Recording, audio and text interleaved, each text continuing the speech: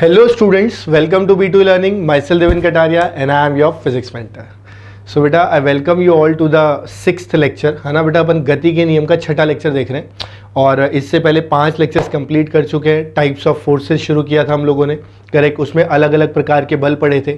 हमने अभिलंब बल पढ़ लिया, भार पढ़ लिया, तनाव पढ़ लिया और तनाव की अब कुछ एप्लीकेशन, इंपॉर्टेंट एप्लीकेशन हम आज के क्लास में शुरू करेंगे जिसे कहते हैं बेटा सिंपल पुली या साधारण घर्षणी. ठीक है, तो अब बिना ज़्यादा टाइम लिए क्लास के साथ शुरू करते हैं. बस मेरा रिक्वेस्ट यही है कि बेटा देखो अपन मैथमेटिकल पार्ट पे चल रहे हैं तो थ्योरी होती है कम और थ्योरी की एप्लीकेशन होती है ज़्यादा. तो अपने को उन सारे सवालों को बहुत अच्छे मन से समझ के आराम से इत्मीनान से करना है. या नहीं समझ आएगा दोबारा देखना है. ठीक है, जब एकदम क्रिस्टल क्लियर हो जाएगा तो ही आगे बढ़ना है. ठीक है, चलो शुरू करते हैं बेटा क्लास के साथ. तो देखो सबसे पहले बेटा अपन ये समझेंगे कि सिंपल पुली होती क्या है ना. उस पर मैथमेटिकली क्या क्या पूछा जा सकता है, क्या क्या सवाल हमारे पास बन सकते हैं, वो सारी चीज़ें देखेंगे. ठीक, तो सिंपल पुली का मतलब क्या हुआ बेटा, ऐसे समझो कि अपने पास मान लो इस तरह की कोई एक वलय जैसी कोई चीज़ हो सकती है. अब ये वलय भी हो सकती है, ठीक है, वलय के अलावा चकती भी हो सकती है, करेक्ट. अब हमने क्या किया बेटा, इसके ऊपर एक रस्सी टांग दी कुछ इस तरीके से. ऐसे समझो ये इस तरह से, एक इस तरफ एक इस तरफ, ये हमने की रस्सी बांध दी और बेटा इसको अपन ने क्या किया, इस पूरे सिस्टम को कहीं पे टांग दिया ये इस तरीके से. तो हमने क्या किया, हमने कोई मुश्किल काम नहीं किया. हमने सिर्फ क्या किया बेटा, एक इस तरह का वलय या चकती जैसा ले लिया और एक रस्सी ली और उसके ऊपर से टांग दी. उसके 2 सिरे हो गए, करेक्ट. तो ये जो सिस्टम बन गया ना बेटा, इसको बोला जाता है घर्षणी या पुली, करेक्ट. जैसा कि अगर आपको थोड़ा बहुत ध्यान हो बेटा तो क्या होता है, जैसे कुएं से कई बार पानी खींचते हैं तो क्या करते हैं, घर्षणी लगी होती है, रस्सी ऊपर से जाती है, दूसरी तरफ बाल्टी बंधी होती है और हम जैसे जैसे खींचते हैं बाल्टी ऊपर आती है, करेक्ट. तो ये एक तरीके से क्या करती है, 2 अलग अलग सिरों से 2 वस्तुओं को जोड़ती है जिनकी गति या मोशन एक दूसरे से जुड़े होते हैं. बोले ठीक है सर, इतनी बात समझ में आ गई कि होता क्या है. कंडीशन इसके अंदर बेटा, चाहे आप इस रस्सी की बात करो है ना या इस घर्षणी की बात करो, ये दोनों के दोनों द्रव्यमानहीन होने चाहिए. यानी कि अगर कोई मुझसे पूछता है तो इनका द्रव्यमान बेटा कितना निकल के आएगा, 0. दूसरा, ये घर्षण रहित भी होना चाहिए. यानी अगर कोई मुझसे पूछता है कि इनमें क्या घर्षण होगा क्या, तो बेटा हम सीधे सीधे बोल देंगे कि ये जो है ये घर्षण रहित है. यानी ना तो इनमें घर्षण होना चाहिए ना इनमें द्रव्यमान होना चाहिए. कुल मिलाकर के इन दोनों पॉइंट को मिला के आप कह सकते हो कि ये कैसा होना चाहिए बेटा, ये आदर्श होना चाहिए. यानी कि आदर्श घर्षणी की हम बात करने जा रहे हैं. बोले ठीक है सर, इतनी बात भी समझ में आ गई. मैं बिल्कुल 0 लेवल से बता रहा हूं आपको सारी चीजें. ठीक, अब क्या किया जाएगा बेटा, इनमें 2 ब्लॉक्स को टांग देंगे अपन. एक ब्लॉक अपना ऐसे टांग दिया, एक ब्लॉक अपन ने छोटा यहां टांग दिया. ठीक, यानी एक तरफ तो अपन ने क्या किया, एक भारू वस्तु M1 टांग दी और दूसरी तरफ से हमने क्या बांध दिया, एक हल्की वस्तु M2. हम भारी हल्की का वैल्यू लिख लेते हैं कि M1 जो है वो अपना बेटा किससे ज़्यादा है, M2 से ज़्यादा है, ये ज़्यादा भारी है. बोले ठीक है सर. अब आपसे सवाल में पूछा जा सकता है कि इसका त्वरण कितना होगा, इसका त्वरण कितना होगा, इस रस्सी में तनाव कितना होगा. तो आपके दिमाग में आएगा सबसे पहले कि भाई सर इसके अंदर त्वरण होगा क्यों. बेटा आप खुद सोचो ना, अगर एक रस्सी के 2 सिरे और अपन ने भारी वस्तु एक तरफ बांधी तो नीचे जाएगा ही जाएगा. बोले हाँ सर ये बात तो सही है. मतलब अगर अपन लॉजिकली देखेंगे तो ये नीचे की तरफ जाने लगेगा और ये अपने बेटा कहाँ जाने लगेगा, ऊपर की तरफ जाने लगेगा. इसका त्वरण अगर कोई पूछता है तो मैं बोलूँगा इसका त्वरण भी A नीचे और इसका त्वरण भी A नीचे. यानी दोनों के त्वरण का परिमाण समान होगा. जितने से एक नीचे जाएगा उतने से ही दूसरा ऊपर जाएगा, लेकिन दोनों की दिशा अलग अलग होगी. एक की दिशा ऊपर तो एक की दिशा नीचे. तो आपको यह भी ध्यान देना पड़ेगा कि त्वरण जो है उनका परिमाण समान होता है, ना कि दिशा. बोले ठीक है सर, ये पॉइंट है बेटा, इसको नोट कर लेना पॉज करके अपनी लैंग्वेज में. काम का है, स्टेटमेंट बेस्ड क्वेश्चन बन सकता है इसके ऊपर. बोले ठीक है सर. अब देखो सवाल उठता है कि इसके अंदर A कैसे निकालेंगे. अच्छा, उसको A को निकालने के लिए अपने को तनाव भी देखना पड़ेगा. तनाव आपको बताया था लास्ट क्लास में कि बेटा जिस बिंदु से जुड़े होते हैं उस बिंदु से रस्सी के अंदर लगता है और बिंदु से कहाँ लगता है, दूर लगता है. इस बिंदु पे देखूंगा तो वही रस्सी के अंदर और जहां बंधा हुआ है उस बिंदु से दूर की ओर. ऐसे यहां अगर देखूंगा तो ऊपर की ओर, यहां देखूंगा तो नीचे की ओर। मैंने तो सब जगह तनाव लिख दिया। कहने का मतलब देखो अपने पास पॉइंट कौन कौन से आए थे, एक पॉइंट मुझे यहाँ मिला था, एक पॉइंट मुझे यहाँ मिला था, एक बिंदु यहाँ दिखाई दे रहा है, एक बिंदु यहाँ दिखाई दे रहा है, एक बिंदु यहाँ दिखाई दे रहा है और एक बिंदु यहाँ दिखाई दे रहा है। ठीक है, मैंने कहा ना बिल्कुल जीरो लेवल पे पढ़ेंगे। तो इस बिंदु से दूर, बिंदु से दूर, बिंदु से दूर, बिंदु से दूर, बिंदु से दूर, बिंदु से दूर। बोले ठीक है सर, एकदम क्लियर है दिशा तो तनाव की। अब वैल्यू लिखना शुरू करते हैं। हमने कहा मैं अगर तनाव की वैल्यू लिखना चाहूँ, ध्यान से सुनना मेरी बात, तो तनाव इसमें कितना आएगा? बोले सर टी आएगा। कितना आएगा? टी। इसमें तनाव कितना आएगा? टी। इसमें तनाव टी, इसमें तनाव टी। क्योंकि एक आदर्श रस्सी चाहे कैसे भी जाए, उस पूरी रस्सी में तनाव हमेशा क्या रहता है? समान। बोले ठीक है सर, कोई दिक्कत नहीं। इसके बाद बेटा इस बिंदु पे ध्यान देने की जरूरत है। ये टी और टी नीचे जुड़ेगा तो इस पूरी घड़ी पे नीचे की तरफ 2T बल लगेगा, और ये घड़ी तो बंधी हुई है, तो जितना बल नीचे लगना चाहिए उतना बल ऊपर लगना चाहिए। इसलिए ऊपर वाला जो तनाव है वो कितना बन जाता है बेटा? वो बन जाता है 2T।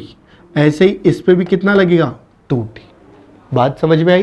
तो जब घर्नी की बात करेंगे, ये वाली रस्सी में तनाव T है और जिस रस्सी से घर्नी बंधी हुई है उसमें तनाव कितना है? 2T। कई बार सवालों की लैंग्वेज में घुमा देंगे अपने को, अपने से बोलेंगे कि भाई तनाव बताओ उस रस्सी में जिससे घर्नी लटकी हुई है, और अपन क्या करेंगे? जल्दबाजी में तनाव निकाल के आंसर दे देंगे और वहीं पर मामला खराब हो जाएगा। मेहनत भी करेंगे, सवाल भी सॉल्व करेंगे, आता भी होगा, फिर भी -1 मिल जाएगा। समझे बात को? तो अपने को थोड़ा ध्यान से समझना पड़ेगा। बोले ठीक है सर, ध्यान देते हैं। अब बेटा यहां के बाद सवाल उठता है कि टी और ए निकालोगे कैसे? मैं पहले आपको समीकरण सिखाऊंगा, कैसे इक्वेशन लिखते हैं, उससे कैसे निकालते हैं, फिर आपको एक डायरेक्ट ट्रिक बताऊंगा और सारे सवाल उस ट्रिक से करेंगे। आपको एक एक लाइन में सवाल निकल जाएंगे, एक एक लाइन में। ठीक है, बस थोड़ा ध्यान से सुनते जाना थोड़ी देर। अगर मैं इसका और फ्री बॉडी डायग्राम ऐड करना चाहूं तो नीचे की तरफ क्या लगा सकता हूं? M1G और M2G। बोले बिल्कुल लगा सकते हैं सर, कोई दिक्कत नहीं है। यानी यहां से मैं लिख सकता हूं नीचे की तरफ M1G और यहाँ से लिख सकता हूँ M2G। करेक्ट। अब जब मैं समीकरण लिखना चाहूँगा बेटा, तो मैं सबसे पहले क्या करता हूँ? यहाँ पे लिखता हूँ इक्वेशन। ये देखो इसका त्वरण कहाँ पर है? नीचे की तरफ। तो M1 का त्वरण अगर नीचे की तरफ है तो नीचे वाला बल यानी M1G माइनस ऊपर वाला बल बराबर M1 इंटू कितना आएगा? A। ये क्या निकल के आ गया बेटा? ये पहले वाले का समीकरण आ गया।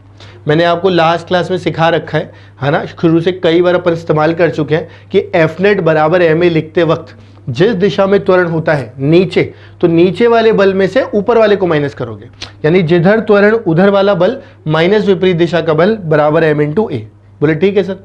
अब यहाँ त्वरण कहाँ है? ऊपर की तरफ, इसलिए यहाँ पे क्या लिखेंगे? ऊपर वाला बल यानी T माइनस कितना? M2G बराबर कितना? M2 इंटू ए। ये आ गया यहाँ का समीकरण। करेक्ट। अब इन दोनों को यदि आप जोड़ दोगे तो देखो ये वाला -T है और ये वाला +T है, ये एक दूसरे को क्या कर देगा? कैंसिल कर देगा।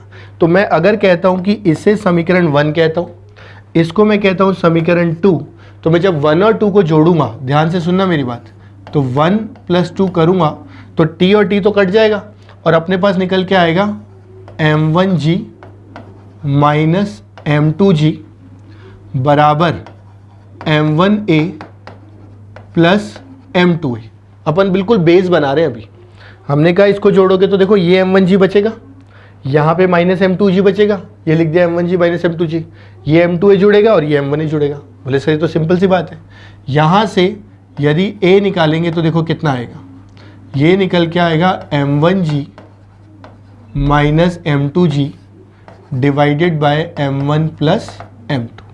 ये अपने पास क्या निकल के आ गया बेटा? ये अपने पास A निकल के आ गया। यानी यहां से अपने को इस समीकरण से क्या आ गया? A का वैल्यू निकल के आया। और कितना निकल के आया? M1G minus M2G upon M1 plus M2। Correct. तो इस तरह से अपने त्वरण निकाल लिया। ये हो गया पूरा इक्वेशन बेस्ड। अब अपने पास हर सवाल को करने के लिए इतना टाइम तो होगा नहीं, तो अपन दिमाग का इस्तेमाल करेंगे। आप ध्यान से देखोगे तो देखो A क्या लिखा हुआ है, क्या लिखा हुआ है, देखो मैं यहाँ लिख के दिखाता हूँ आपको, आप समझना मेरी बात को ना अच्छे से। असल में बेटा A यहाँ पे लिखा हुआ है नेट बल बाय टोटल द्रव्यमान। भाई F बराबर m पढ़ा है? बोले हाँ सर पढ़ा है। तो A बराबर F बाय m होगा? बोले बिल्कुल होगा। यानी कि A को आप F नेट बेटा टोटल द्रव्यमान लिख सकते हैं? बोले बिल्कुल लिख सकते हैं। अब ये F नेट क्या होता है? F नेट का मतलब अगर एक रस्सी है, इधर भी 200 न्यूटन लगाई और इधर भी 200 न्यूटन लगाई, दोनों को बराबर बल से खींचा, कहाँ जाएगी? बोले सर कहीं नहीं जाएगी। क्यों नहीं गई? 200 माइनस 200 जब आपने किया तो नेट क्या आ गया? 0। अगर ये अलग अलग होते, जैसा कि यहां एक जगह M1G एक जगह M2G, तो ज्यादा वाला बल माइनस कम वाला बल जब करेंगे तो वो हमें क्या देगा? नेट फोर्स ही तो देगा। तो नेट फोर्स का मतलब क्या निकल के आया बेटा? नेट फोर्स का मतलब यहां पर निकल के आया ज्यादा वाला फोर्स यानी M1G माइनस कम वाला फोर्स यानी कि M2G। तो जब कभी भी आपके पास एक साधारण घर्षणी हो, रस्सी कैसे भी जाए, अगर उसके 2 सिरे हैं तो एक सिरे का ज्यादा वाला बल माइनस दूसरे सिरे का कम वाला बल आपको F नेट दे देगा। और इसी को यदि आप डिवाइड कर दो टोटल द्रव्यमान से, तो टोटल द्रव्यमान सिस्टम का कितना है? M1 plus M2। बोले सर कैसे? बेटा इस घर्षणी का और रस्सियों का तो द्रव्यमान है ही नहीं, आदर्श है, तो क्या बच गया? केवल M1 प्लस M2।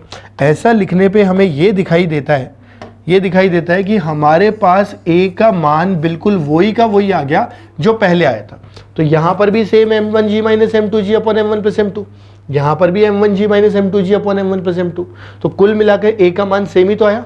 यहां केवल इतना सा लिखना पड़ा और यहां ये पूरा का पूरा 2 इक्वेशन लिखनी पड़ी, फिर उनको जोड़ना पड़ा, फिर सॉल्व करके निकालना पड़ा। कौन सा आसान है? ये आसान है, इसीलिए तो ट्रिक बोल रहा हूं उसको। You understood my point? तो ये आपको किताबों में थ्योरी की तरह नहीं मिलेगा, लेकिन मैं आपको इतनी श्योरिटी दे रहा हूं कि ये हर सवाल पे अप्लाई होगा। करेक्ट? और अभी मैं आपको करके दिखाऊंगा सवालों को, एक एक लाइन में अच्छे लेवल के क्वेश्चंस को। राइट? यही तो बेटा एक्सपर्टीज अपने को लानी है, ताकि अपन 45 सेकंड 50 सेकंड में सवाल को हल कर सके एग्जाम में।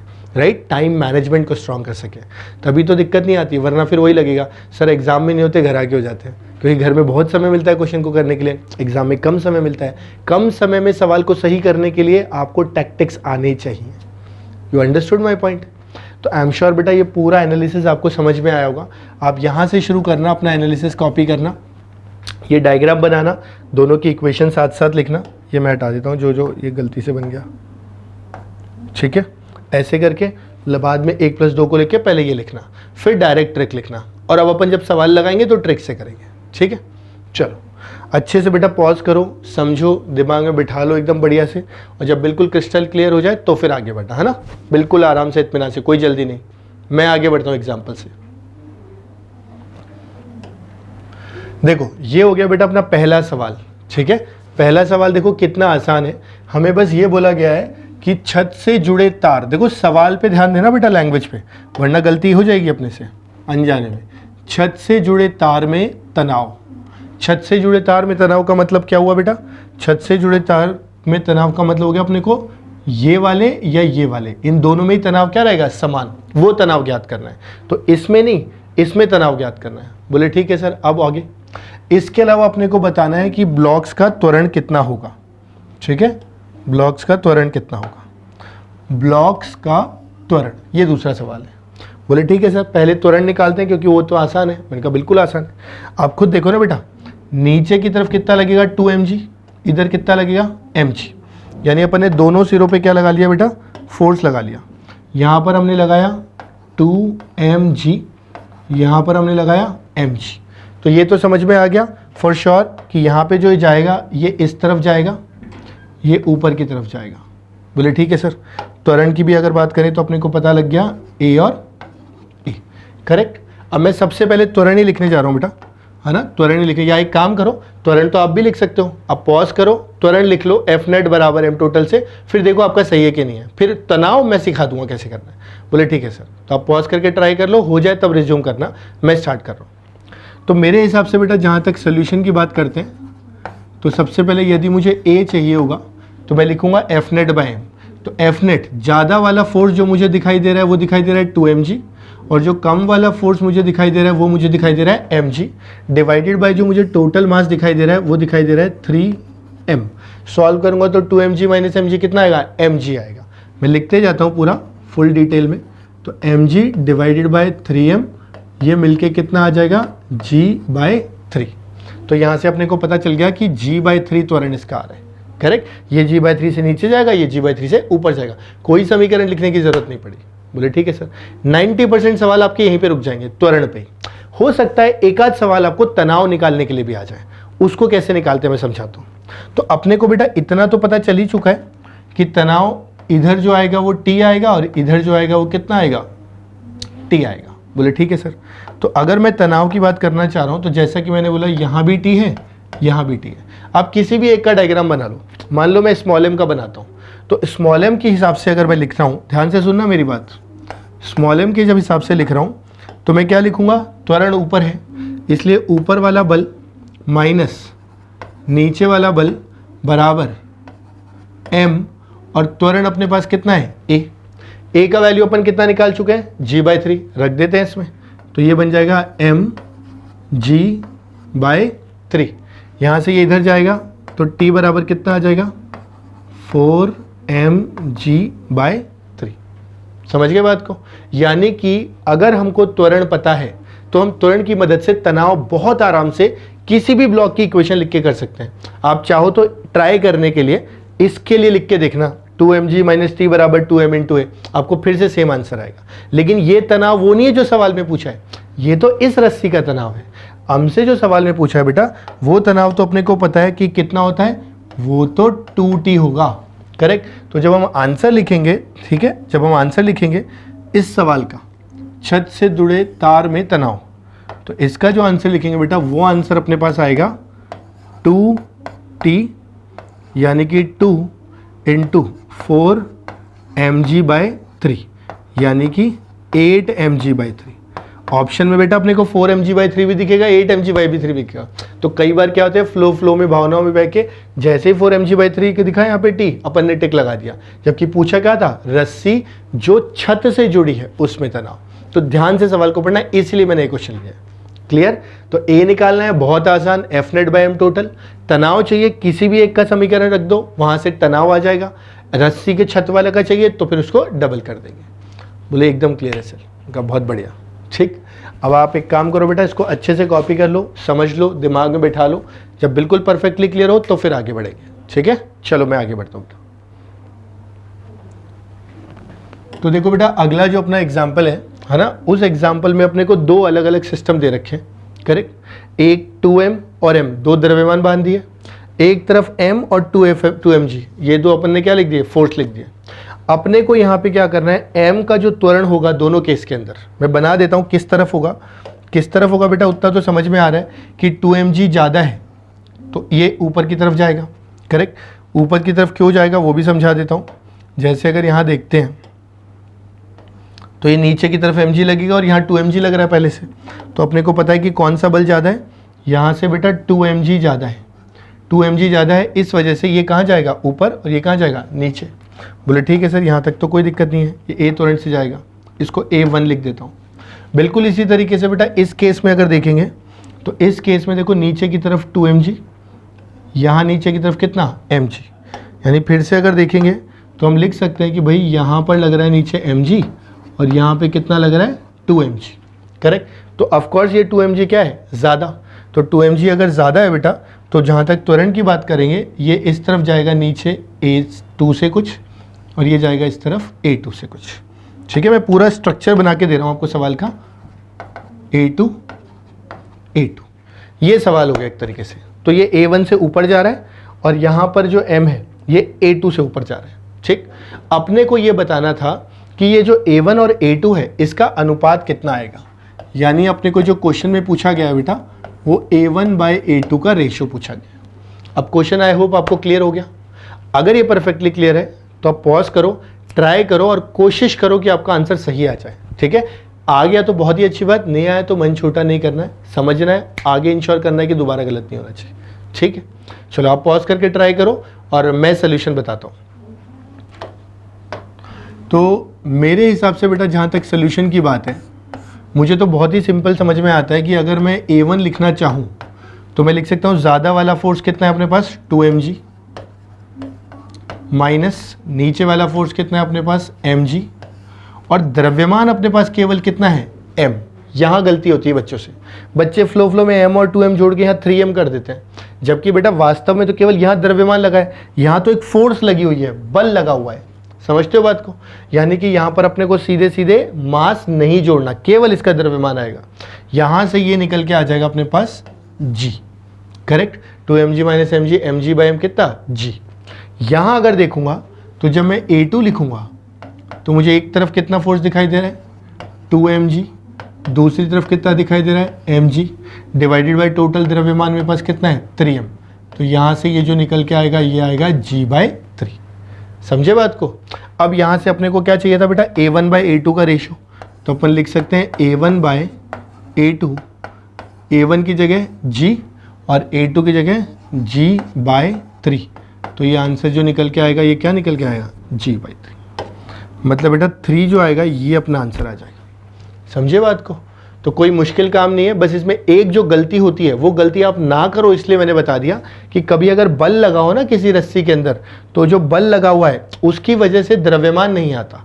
द्रव्यमान केवल और केवल यहाँ पे, मास केवल यहाँ पे, यहाँ मास नहीं है। तो अपन 2mg - mg/m ही करेंगे। बोले ठीक है सर, आगे से ध्यान रखेंगे। तो अगर ध्यान रख लिया सही रहा, बहुत बढ़िया, नहीं तो अब सीख लेना, आगे ये गलती नहीं होनी चाहिए। ठीक है, चलो अब एक बार अच्छे से बेटा इसको पॉज करो, कॉपी में, दिमाग में, हर जगह। जब बिल्कुल क्रिस्टल क्लियर हो जाए फिर आगे बढ़ेंगे। ठीक है, चलो मैं बढ़ता हूं आगे ना। देखो बेटा सेम सवाल है, ब्लॉक्स का त्वरण बताना है। मेरे हिसाब से अब मुझे ज़्यादा हेल्प नहीं करनी चाहिए। 4-4 किलो का है, 8 किलो, 4 किलो, 4 किलो है। आप पॉज करो, ट्राई करो, फिर जब हो जाए तो सोल्यूशन देखना। मैं सोल्यूशन के साथ आगे बढ़ रहा हूँ। तो मुझे जितना समझ में आता है बेटा यहाँ पे, है ना, वो ये है कि नीचे की तरफ ये कितने से खींचेगा 4g, ये नीचे कितने से खींचेगा 8g, ये नीचे कितने से खींचेगा 4g। तो मैंने सबसे पहले फोर्सेस की बात की कि फोर्स कहाँ कहाँ लग रही है। तो ये लग गया 4g, ये अपने पास लग गया 8g, यहाँ पर अगर देखूंगा तो ये अपने पास लग गया 4g।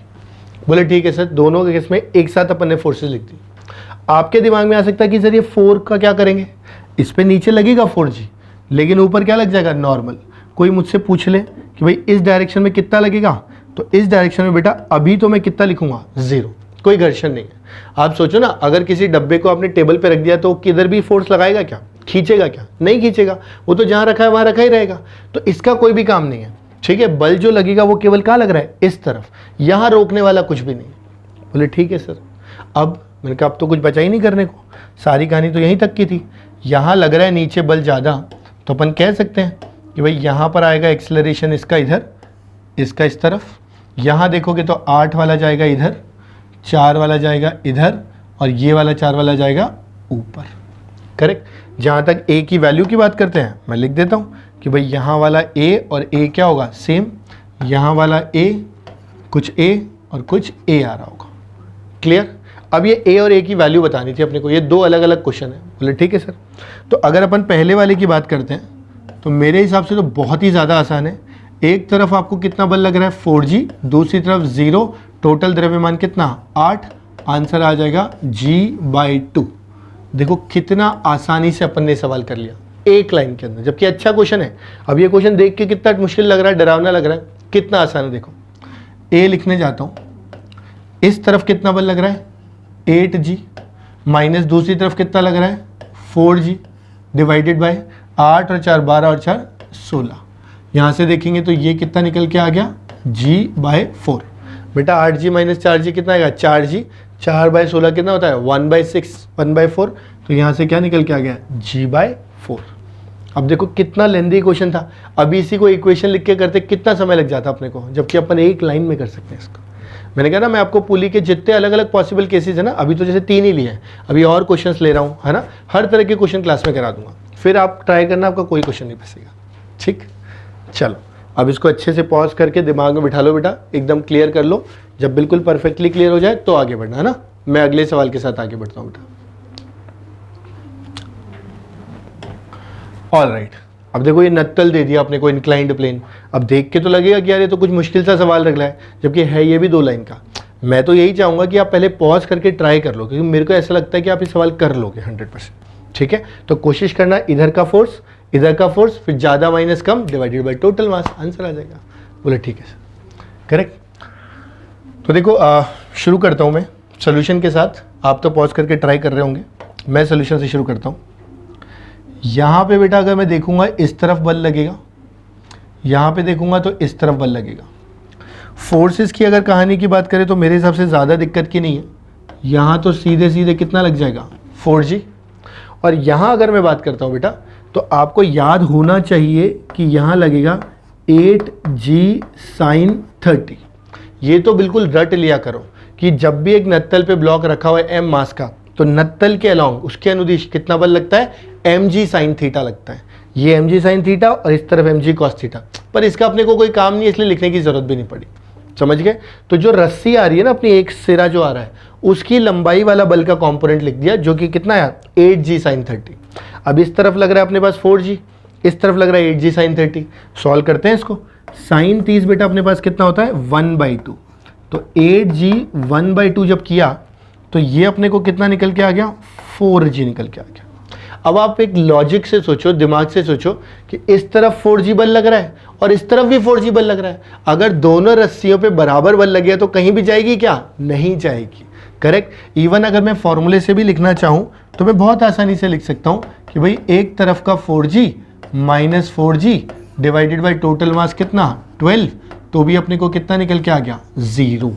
ये कहीं जाएगा ही नहीं, इसका कोई त्वरण नहीं होगा। ये पूरा का पूरा सिस्टम संतुलन में या साम्य में या इक्विलिब्रियम में रहेगा। बोले ठीक है सर, एकदम क्लियर है। कब बहुत बढ़िया। आई एम श्योर बेटा इसमें कहीं कोई डाउट नहीं आया होगा। आया तो एक बार आराम से समझो, थोड़ा बहुत टीचर्स की भी हेल्प ले सकते हो अपने, ऐसा नहीं है, ठीक है।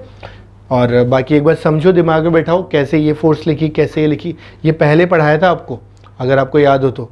mg इधर लेते थे, फिर एक कंपोनेंट mg sin 30 थीटा, एक तो यहाँ लिखते थे mg cos थीटा, ये वहीं से आया है, ठीक है। क्लियर? चलो पॉज करके लिख लो बेटा अच्छे से, फिर मैं अगले एग्जाम्पल पे चलता हूँ, ठीक है। देखो ये सब क्वेश्चन बेटा देखने में अपने को टिपिकल लगते हैं, जबकि ये है इतने आसान सवाल। बस पैटर्न फिक्स होना चाहिए ब्रेन में। तो अभी तक जितने सवाल अपन ने किए हर जगह क्या लगा है F net by M total, और एक लाइन में आंसर निकाला है। क्लियर? वो एक पैटर्न के क्वेश्चन हो गए। अब अपन स्टार्ट करें बेटा नया पैटर्न। कैसे देख के पता चलेगा मैं समझाता हूँ। आपका फोकस किस पे होना चाहिए? आपका फोकस बेटा इस बात पे होना चाहिए। देखो यहाँ पर जो पुली है, घरनी है, उसके ऊपर बल लगाया गया है। अभी तक हमारे पास जितने क्वेश्चंस होते थे वो रुका रहता था, खाली ब्लॉक चलते थे, तो अपन अपने तरीके से कर लेते थे। यहाँ पर ऊपर बल लगाया गया है। अब इसमें डिफरेंट अप्रोच लगेगी। कैसे वो याद करना, फिर सवाल देख के समझ में आएगा। अच्छा ऊपर बल लग रहा है तो ये लगा दो, नॉर्मल पुली दिख रही है तो जैसे पहले किया था वैसे कर दो, ठीक है। ऐसे पैटर्न बनाने पड़ेंगे बेटा। अभी 2-3 पैटर्न और आएंगे आज की क्लास के अंदर, ठीक है। उसको बिल्कुल ब्रेन में क्रिस्टल क्लियर छाप लेना अच्छे से, राइट। चलो तो देखो जैसे हमको बोला गया कि ब्लॉक और पुली का त्वरण ज्ञात करना है, तो हमने क्या किया भाई, ये जो 100 न्यूटन दिखा, मैं सबसे पहले क्या करूंगा, इस 100 न्यूटन को 2 भागों में बांटूंगा। ध्यान से समझना मेरी बात को, तुमको बहुत आराम से समझ में आ जाएगी। पहले मैं क्या कर रहा हूं बेटा, टेंशन बना रहा हूं, तनाव की दिशा, ठीक। अगर बेटा ये 100 न्यूटन है, 100 न्यूटन, तो यहां तनाव क्या 50 न्यूटन और 50 न्यूटन नहीं आ जाएगा? बोले सर कैसे? आप याद करो, मैंने आपको स्टार्टिंग में बताया था कि यहाँ T और T, तो यहाँ कितना था 2T, तो 2T अगर 100 है तो T कितना हुआ 50। समझ गए? ये दोनों जुड़ के तो ये बल बराबर बनता है। तो कभी भी अगर पुली पे आपको फोर्स दे रखा हो तो ऊपर जितना भी फोर्स होगा उसको 2 पार्ट में तोड़ो बराबर, और दोनों दिशा में अलग अलग दे दो। अगर इधर 50 और 50 है तो इसका मतलब इस तरफ भी कितना हुआ 50, और बेटा इस तरफ भी कितना हुआ 50। करेक्ट? Newton of course. यानी अब अपने को इन दोनों ब्लॉक पे ऊपर की तरफ क्या लिख गई, फोर्स। ये सबसे आसान तरह के सवाल है जब फोर्स दे रखी हो। बस फोर्स को 2 पार्ट में तोड़ दिया। बोले सर यहाँ तक तो ठीक है, अब आगे समझाता हूँ बेटा। आगे क्या अपने को ये पता है कि इस पे लगेगा नीचे 10G और इस पे कितना लगेगा नीचे 20G, ठीक है। मैं लिख के दिखा रहा हूँ आपको कि यहाँ पे लगेगा नीचे बेटा 10G। 10G का मतलब हो जाएगा 100, करेक्ट 100, और यहाँ जो लगेगा ये लगेगा 20G, यानी कि कितना 200। समझ गए बात को? कोई डाउट इसके अंदर? यानी इस पे 200 न्यूटन, इस पे 100 न्यूटन। अब मेरे पास बेटा 10 और 20 दोनों का फ्री बॉडी डायग्राम आ गया, दोनों का, करेक्ट। उसमें मुझे ये दिखाई दे रहा है, बिल्कुल लॉजिक पे आ जाओ, बिल्कुल लॉजिक पे।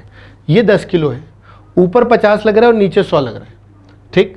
अब बिल्कुल दिमाग से, है ना, आप ऐसे मत सोचना कि यार ये ऊपर फोर्स लग रही है तो ऊपर जाएगा नीचे जाएगा, सब छोड़ दो, तुम तो स्टेप बाय स्टेप करो। पहले फोर्स को 2 भागों में बांटा, दोनों का mg लिख लिया, अब एक एक करके देखो। तो अब जब मैं इसको देखता हूँ, इस वाले को, तो मुझे ये दिखाई दे रहा है कि नीचे 100 ऊपर 50, तो मेरा दिमाग क्या बोलेगा? मेरा दिमाग तो यही बोलेगा कि यार ये तो नीचे जाना चाहिए। मैंने कहा बिल्कुल जाना चाहिए। इनफैक्ट कितने से जाना चाहिए? इसका जो त्वरण आना चाहिए, यानी कि A1 बोल देते हैं इसको, ये आना चाहिए नीचे वाला बल, यानी ज़्यादा वाला बल माइनस कम वाला बल डिवाइडेड बाय द्रव्यमान, जो कि निकल के आ जाएगा 5 मीटर पर सेकेंड स्क्वायर। बोले सर ये कैसे लिखा? बेटा अगर नीचे जा रहा है तो नीचे वाला बल कितना? 100, ऊपर कितना? 50, तो 100 माइनस 50 क्या देगा? नेट फोर्स दे देगा। और द्रव्यमान कितना था? 10, तो 100 माइनस 50 बाई 10, 50 बाई 10 5, तो यहाँ से त्वरण कितना आ गया? 5।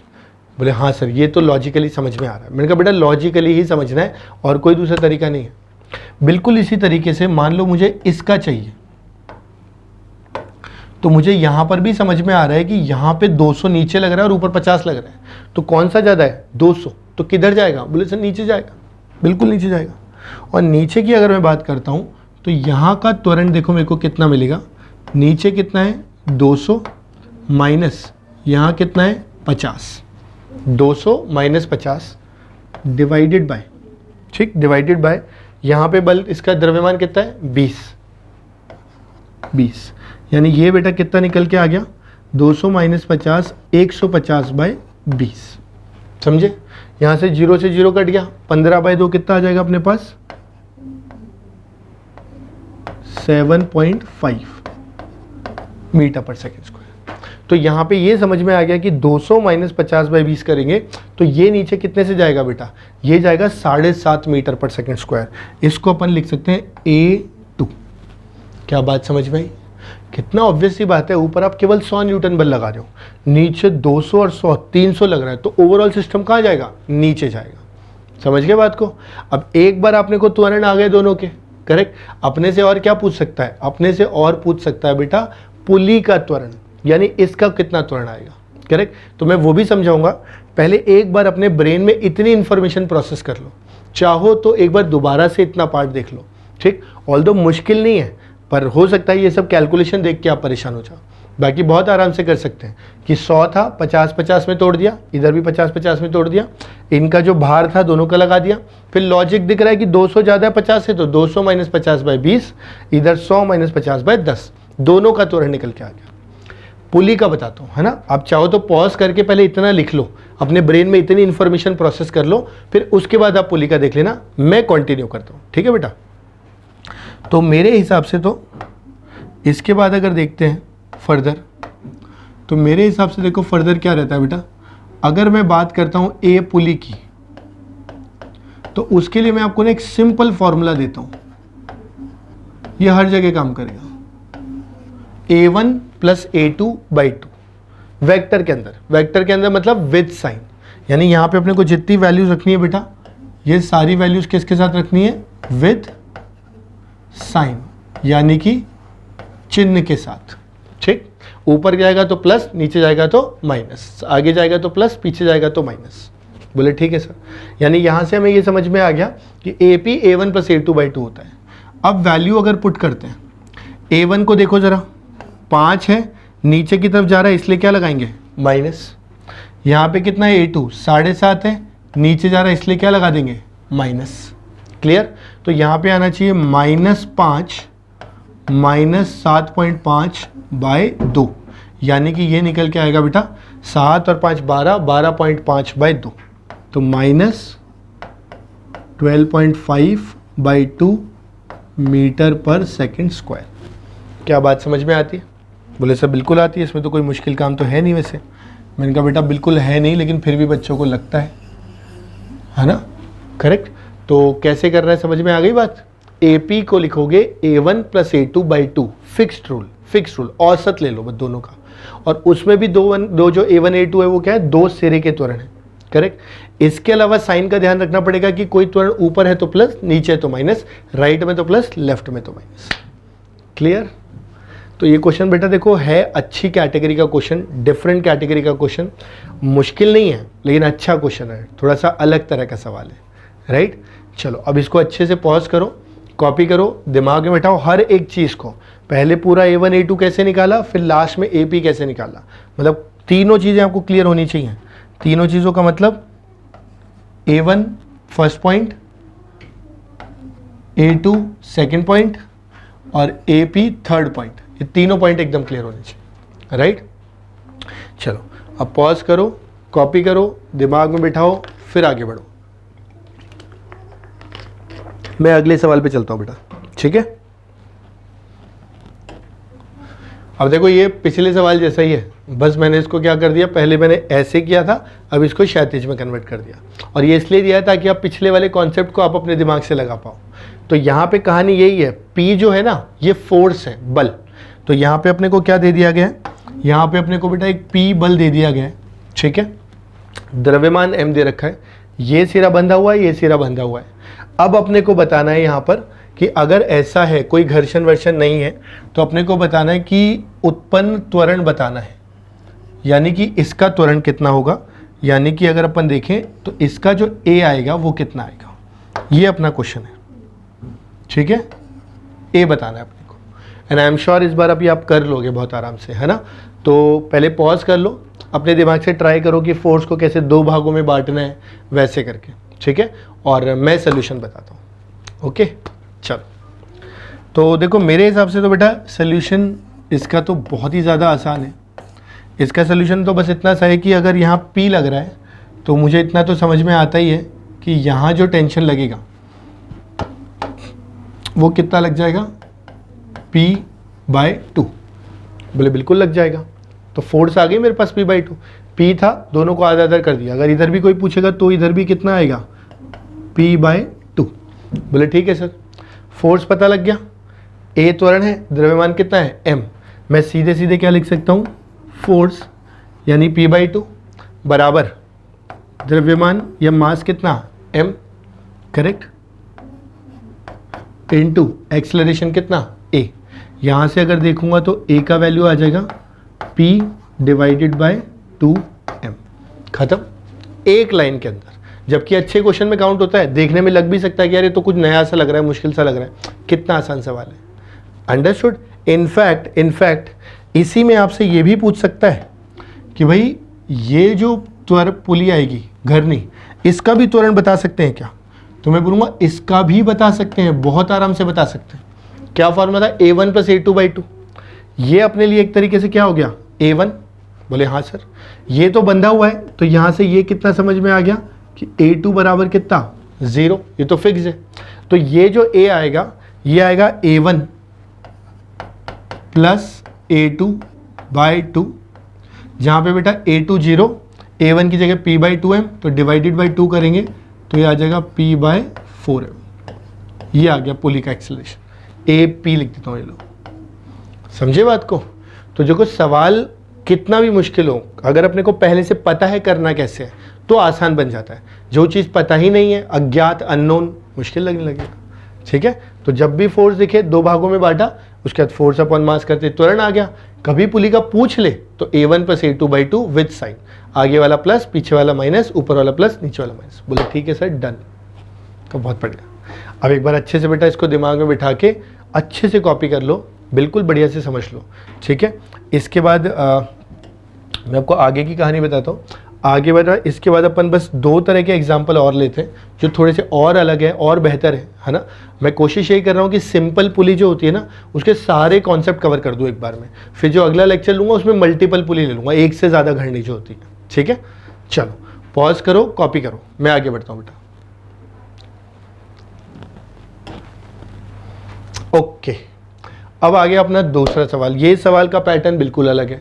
इसमें एक बंदर है, ये रहा, ठीक है, और ये बंदर एक रस्सी पे चढ़ना चाह रहा है और रस्सी के दूसरे सिरे से एक ब्लॉक कनेक्टेड है जो कि ज़मीन पे रखा हुआ है। बोले ठीक है सर, एक बार थोड़ा आइडेंटिफाई कर दो। मैंने कहा ये लो, ये रहा अपना बंदर जिसका द्रव्यमान कितना है m।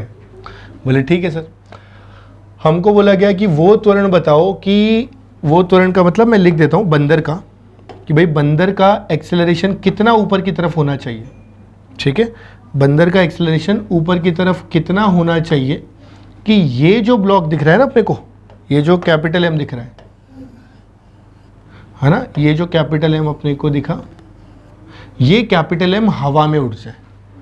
ठीक भाई, अगर बंदर मान लो ऊपर जाएगा तो कैसे जाएगा, ऐसे रस्सी पकड़ के खींचेगा अपनी तरफ, जब रस्सी को खींचेगा, करेक्ट, तो ये वाली जो रस्सी खींचेगा ये रस्सी ऊपर ही तो जाएगी, ऊपर जाएगी तो ये ब्लॉक ऊपर उठ सकता है, बोले बिल्कुल उठ सकता है।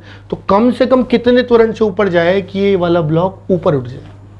ठीक, आप चाहो तो क्वेश्चन को पढ़ के ट्राई कर लो, एक बार स्ट्रगल कर लो, थोड़ा सा करना चाहिए, जब तक दिमाग खुद से नहीं चलाओगे ना तो चलेगा नहीं, राइट, स्पून फीडिंग अच्छी नहीं होती। तो आप एक बार पॉज करो, खुद का दिमाग लगाओ, क्या क्या कर सकते हैं, क्या पॉसिबिलिटी हो सकती है, क्या इक्वेशन लिख सकते हैं, गलती तो करेंगे, कोई दिक्कत नहीं, सीखेंगे, ठीक है, और फिर सोल्यूशन देखना।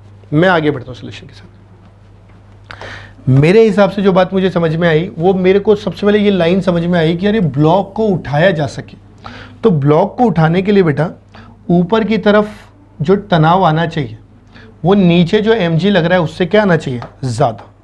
कि भाई यहाँ पर मुझे समझ में आ रहा है कि नीचे लग रहा है कैपिटल mg और ऊपर लग रहा है तनाव t। अगर मैं चाहता हूँ कि ब्लॉक उठ जाए तो उसके लिए जो t है वो कम से कम, वैसे तो क्या होना चाहिए, वो थोड़ा सा कैपिटल mg से क्या होना चाहिए, ज़्यादा, पर कम से कम लिमिटिंग केस भी देखेंगे तो कितना होना चाहिए बेटा, mg तो होना ही चाहिए। बोले ठीक है सर। इस तरफ अगर मैं बात करता हूँ बेटा, ये तनाव जो है ये इस रस्सी के तनाव के भी बराबर होगा, बिल्कुल, ये तनाव एक ही रस्सी में जा रहा है। और ये तनाव कहाँ से आया होगा, जब बंदर ने रस्सी को पकड़ के खींचा गया होगा कुछ बल से, तो उतने ही बल से तो रस्सी भी बंदर को ऊपर खींचेगी। बोले सर एक बार और बताओ। बेटा जब रस्सी को बंदर नीचे खींचेगा, एक्शन करेगा, तो उसके रिएक्शन में रस्सी भी तो बंदर को उतने फोर्स से ऊपर खींचेगी। तो ये जो टी है ना, जो तनाव है, ये वही बल है एक तरीके से जो बंदर रस्सी पे लगा रहा है, समझ गए। तो कभी भी बंदर वाले सवाल आते हैं ना तो परेशान नहीं होना है, बंदर जितना भी बल लगाएगा ना वो रस्सी में तनाव के बराबर होगा ही होगा। बोले ठीक है सर, अब समझ में आ गई इतनी बात। तो अब आगे मैंने कहा अब आगे ऐसे समझो, मैं क्या करता हूँ, बंदर का फ्री बॉडी डायग्राम बनाता हूँ। तो मेरे हिसाब से जो बंदर है ये कुछ ऐसे कुछ होगा, और मुझे इतना समझ में आ रहा है कि इस बंदर पे अगर मैं देखता हूँ तो नीचे की तरफ बंदर का भार, ऊपर की तरफ जो इस पे तनाव लग रहा है रस्सी से, और ये जाना भी कहाँ चाह रहा है, ऊपर की तरफ कितने, ए से। ये जो तनाव है ये कम से कम कितना आना चाहिए, कैपिटल mg, ये यहाँ पे लिखा हुआ है। बोले ठीक है सर, इससे ज़्यादा होना चाहिए। अब ज़्यादा तो क्या बेटा, अब mg से ज़्यादा 0.00000 अनंत तक लगा दिया, तो अप्रॉक्सीमेशन मान लिया कि लगभग mg तो होना ही चाहिए। बोले ठीक है सर। अब मुझे ये a पूछा गया था, तो मैं सीधे सीधे क्या कर सकता हूँ बेटा, सीधे सीधे लिख सकता हूँ कि भाई t माइनस स्मॉल mg बराबर स्मॉल m इंटू ए। ऊपर का बल जिधर त्वरण है ना बेटा, जिधर जा रहा है उधर का बल माइनस विपरीत दिशा का बल, इसका द्रव्यमान कितना था, m इंटू कितना कर दिया, a। यहाँ से t की जगह क्या डाल दिया, कैपिटल mg, ये लिखा हुआ है, minus small mg divided by क्या कर दिया, m। तो यहाँ से क्या आ जाएगा, a। तो यहाँ से a फर्दर देखता हूँ तो ये निकल के आएगा बेटा capital m minus small m divided by small m, है ना। ये इक्वेशन देख के परेशान नहीं होना है, ये इक्वेशन बहुत आराम से बन जाती है, इनटू कितना जी, समझ गए।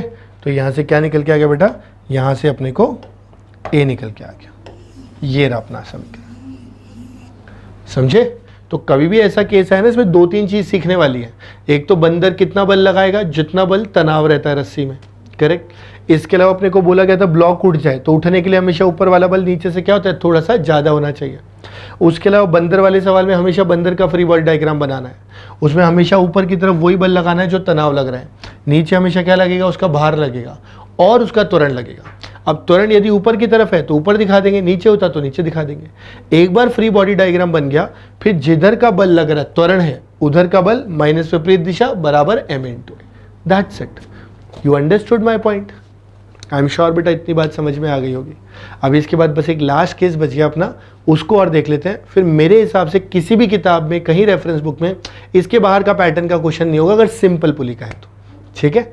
ओके चलो यहाँ पे बेटा अच्छे से पॉज करो, समझो, दिमाग में बिठा लो, फिर आगे बढ़ो। ठीक है, मैं लास्ट एग्जाम्पल के साथ आगे बढ़ता हूं। ये आ गया अपना आखिरी एग्जाम्पल, ठीक है, आज की क्लास का। चलो देखो बेटा, यहां क्या है, ये एक मनुष्य है। मैं इस मनुष्य को बना देता हूं पहले। ये एक मनुष्य है, मनुष्य यानी कोई एक आदमी है।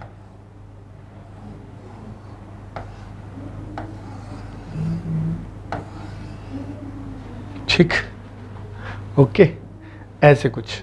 या एक काम करता हूँ, इसको थोड़ा सा गलत बना दिया मैंने, इसके हाथ गलत बना दिए, इसकी जगह भी गलत बना दी। रुको, मैं यहाँ बनाता हूँ मनुष्य।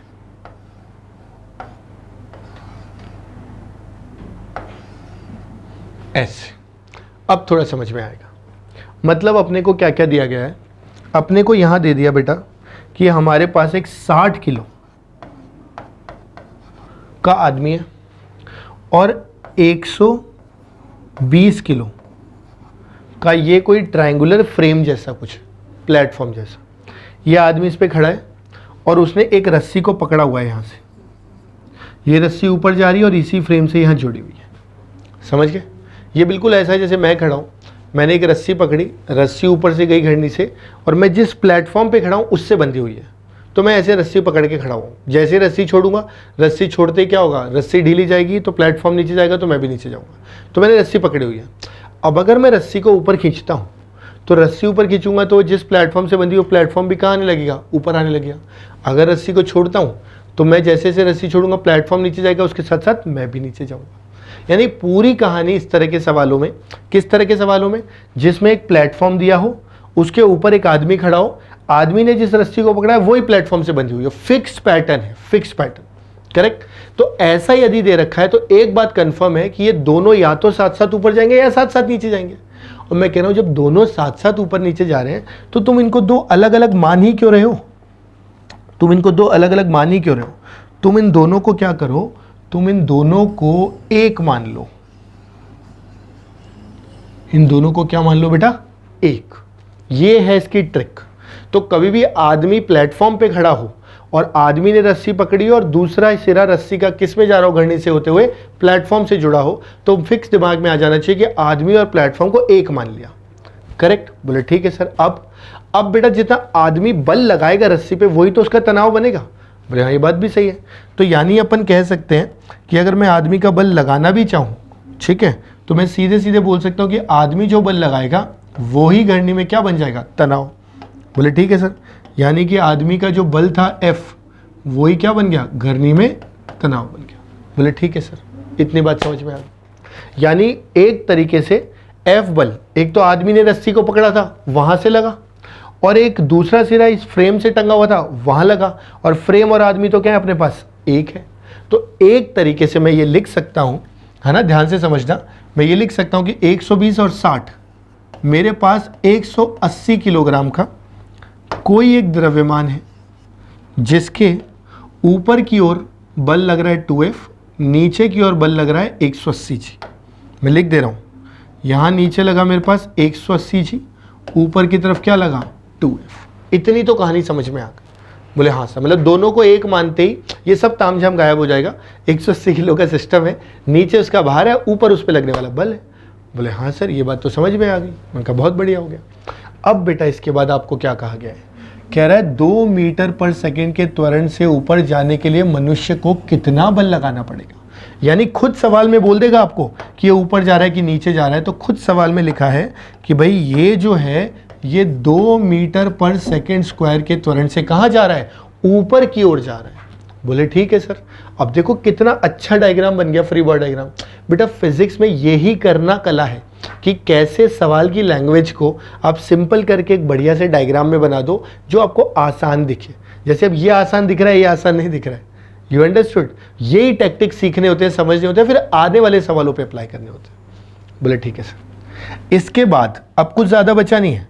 इसके बाद अपन सीधे सीधे क्या बोल सकते हैं, जिधर त्वरण है उधर वाला बल यानी कि 2F माइनस विपरीत दिशा का बल यानी कि 180 जी बराबर 180 इंटू कितना, 2।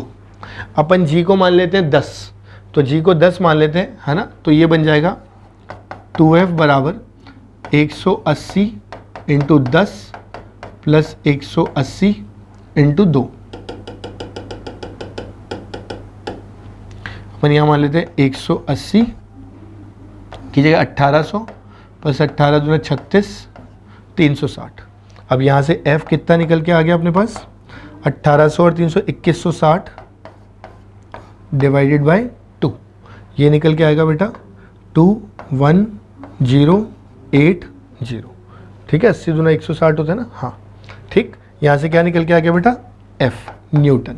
यानी आदमी को कम से कम इतना बल लगाना पड़ेगा ताकि वो रस्सी को खींच के कहाँ चला जाए, ऊपर चला जाए, 2 मीटर पर सेकेंड स्क्वायर। क्लियर? तो आई एम श्योर बेटा ये कॉन्सेप्ट भी समझ में आ गया होगा। आज का लेक्चर बेटा बहुत ज़्यादा इंपॉर्टेंट था, है ना। आप इसको एक बार बहुत अच्छे से रिवाइज करना, हर क्वेश्चन के पैटर्न को दिमाग में सेट करना। इस तरह का सवाल दिया है तो ये अप्लाई करना है, इस तरह का सवाल दिया है तो ये अप्लाई करना है। ऊपर बल दिख रहा है तो 2 में तोड़ देनी है, आदमी और प्लेटफॉर्म दिख रहा है तो दोनों को एक मान लेना है। इस तरीके से सेट करना पड़ेगा, तब जाके अप्रोच बिल्टअप होगी, फिर श्योरिटी हो जाएगी कि आपका सवाल गलत नहीं होगा। राइट? चलो आज की क्लास बेटा यहीं तक है। अगली क्लास काफ़ी इंपॉर्टेंट है, उसमें मैं मल्टीपल पुली लेके आऊँगा, एक से ज़्यादा घर में। राइट? तो आप एक बार इसको अच्छे से ब्रेन में सेट कर लो, समझ लो, दिमाग में बिठा लो, और जब हो जाए तो फिर अगले लेक्चर पे बढ़ेंगे। राइट? तब तक के लिए bye bye, take care, study hard.